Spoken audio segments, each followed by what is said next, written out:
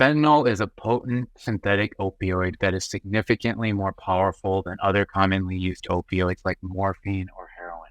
The pharmaceutical version is used in medicine for the management of severe pain and in surgeries for pain control and sedative anesthesia.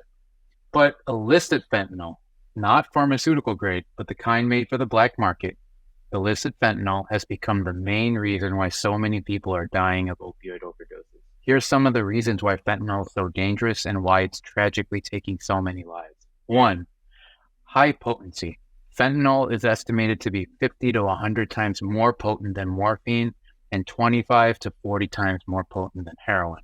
A small amount of fentanyl can produce a strong and potentially fatal effect, leading to overdose and death. 2. Inconsistent potency.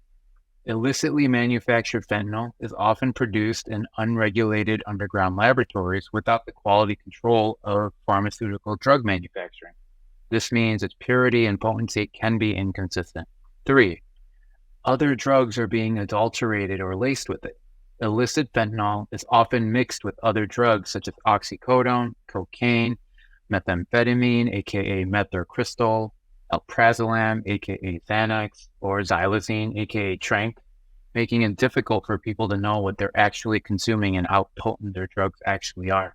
Sometimes, even more potent versions or analogs of fentanyl, such as carfentanil or acetylfentanyl, are used. Because of this combining or adulterating, some people are unintentionally using fentanyl, and people who don't regularly use opioids have no tolerance, so they're at very high risk of overdosing and dying.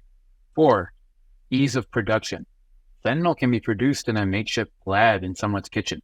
It doesn't need vast amounts of land and farmers the way cocaine, cannabis, or heroin do. A manufacturer can simply get some precursor ingredients from China or India, and with some synthetic chemistry know-how, they can make fentanyl. Ease of distribution. Fentanyl is very potent, so you don't need a large quantity to produce a lot of doses.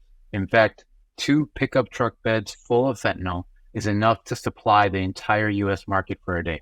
How can you expect to stop 2 cars from crossing over thousands of miles of U.S.-Canada or U.S.-Mexico border?